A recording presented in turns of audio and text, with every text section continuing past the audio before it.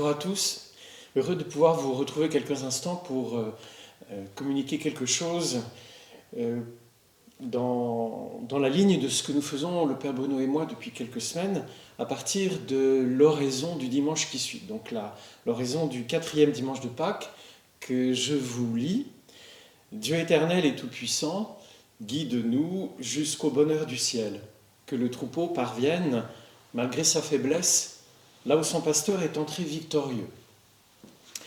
Alors peut-être qu'à l'audition et à la lecture du texte qui s'imprime sur vos écrans, vous vous dites mais qu'est-ce que c'est plat, banal, c'est ma première réaction, c'est un langage assez convenu, un peu pieux j'allais dire au premier abord, mais en y réfléchissant je me suis dit que finalement cette prière nous met devant notre propre conception de la vie, ou plutôt nous met une certaine conception de la vie devant les yeux, et cela peut-être nous provoque pour faire le point, précisément sur la façon dont nous envisageons la conduite de notre vie.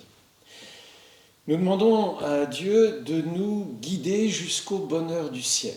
Alors le verbe guider est très fort, un verbe simple, vous le savez, mais si quelqu'un a besoin d'être guidé, c'est qu'il a un itinéraire à assumer, il a une destination à rejoindre, et il ne connaît pas le chemin, ou le chemin peut être périlleux.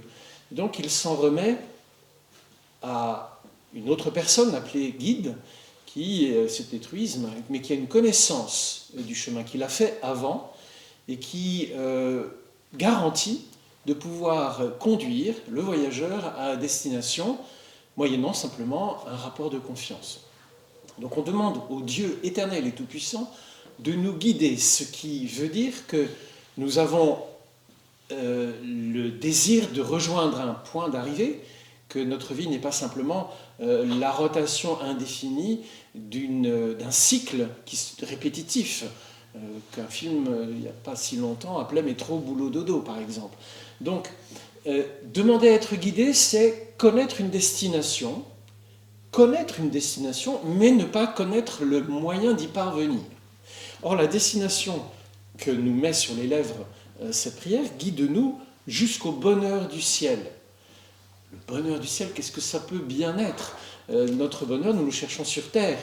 Et le fait que nous demandions au Seigneur de nous guider jusqu'au bonheur du ciel, c'est que non seulement nous ayons connaissance de ce bonheur du ciel, mais que nous ayons désir de le rejoindre, que nous soyons en demande d'atteindre ce bonheur, ce qui ne veut pas dire que nous n'ayons aucun bonheur sur terre, mais le chemin du bonheur terrestre, nous le connaissons. En gros, nous n'avons pas tellement besoin de guide pour le bonheur terrestre, ce bonheur que chante la Bible à toutes les pages, qui est le bonheur de la famille, le bonheur du travail, le bonheur de la réalisation de soi, dans la santé, dans la prospérité, etc. Tout ça, nous savons d'une certaine manière comment y parvenir. Mais il y en a un autre, qui n'est pas exclusif du précédent, qui devrait être désirable, qui devrait être recherché, mais pour lequel nous n'avons pas de chemin. Alors le bonheur du ciel, c'est une façon un petit peu convenue de parler de la destination de la vie humaine. Nous endossons cette idée en tant que chrétiens, qui n'est pas une idée partagée par la culture environnante, que dès sa conception, un être humain est destiné, que sa destination, c'est ce qu'on appelle ici le bonheur du ciel, ce qu'on peut appeler en termes plus théologiques la communion avec Dieu. C'est-à-dire que si j'entre dans l'existence par un acte d'accueil passif de cette existence qui m'a été donnée, que ce soit ma conception biologique ou ma création au niveau théologique, je n'ai pas demandé à exister, mais à partir du moment où l'existence m'est donnée, elle est orientée vers un terme bienheureux, mais dont le chemin m'est inconnu.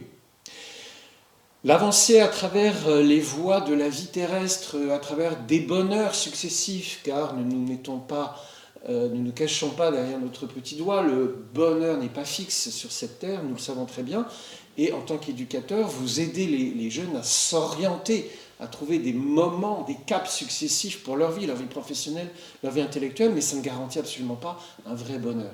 Le bonheur, il est la destination de la personne humaine, il est au ciel, c'est-à-dire il est en Dieu. Et cette prière nous dit « Guide-nous jusqu'à ce point-là ». Ce qui veut dire que Dieu a la connaissance des chemins humains par lesquels nous pouvons atteindre un bonheur divin. Ce qui veut dire implicitement que nous faisons confiance à un Dieu qui n'est pas au ciel, mais comme dit la Bible, au ciel et sur la terre, qui n'est pas un être lointain, qui ne connaît absolument pas les ressorts de nos cheminements, mais au contraire quelqu'un qui les a épousés. Donc vous voyez qu'en creusant un petit peu cet énoncé apparemment banal, il y a implicitement une grande densité. Dieu, pour pouvoir prier cette prière de manière sincère, il faut avoir accueilli Dieu comme ce créateur de la vie humaine qui connaît ce qu'il y a dans le cœur de l'homme et qui connaît les voies, VOIS, par lesquelles l'homme peut atteindre le but que lui-même, en tant qu'homme, ne peut pas atteindre tout seul. Et donc il y a un rapport de partenariat, un rapport de don, un rapport de bonté implicite dans cette prière qui se décline de manière un petit peu plus explicite à travers une métaphore, que le troupeau parvienne, malgré sa faiblesse, là où son pasteur est entré victorieux. Et là, le chemin et la destination se traduit dans la métaphore du berger qui guide son troupeau, qui est une métaphore très parlante pour une culture du Moyen-Orient ancien. Le berger n'est pas un prestataire de service qui mène son troupeau jusqu'à un enclos. Le berger a un rapport de responsabilité par rapport à son troupeau.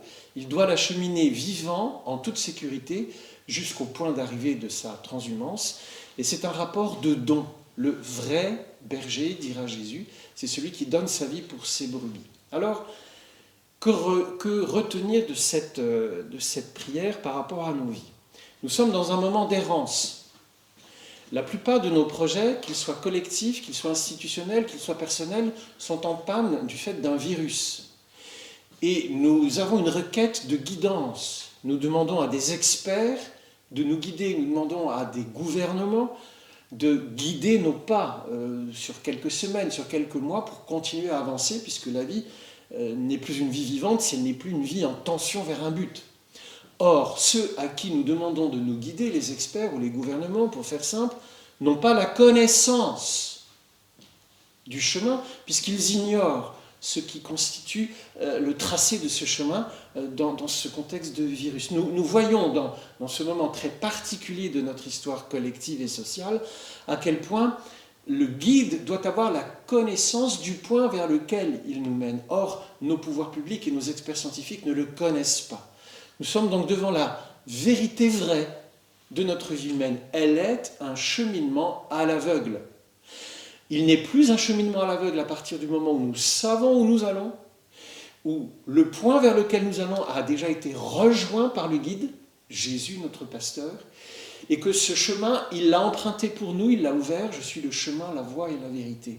Et la vérité humaine, se dit dans l'Évangile, il est entré victorieux. C'est-à-dire que ce cheminement vers le bonheur du ciel a aussi l'aspect d'un combat. Donc la vie humaine, d'une certaine manière, est une itinérance peineuse, c'est une des vérités, dramatique, c'est-à-dire que nous sommes lancés dans une existence qui peut apparemment ne pas avoir de but, mais le but existe, le chemin pour le rejoindre est un itinéraire dont nous ne connaissons pas le tracé, qui est souvent un combat pour lequel il nous faut un défenseur. Je vous souhaite une bonne semaine et un bon déconfinement à venir.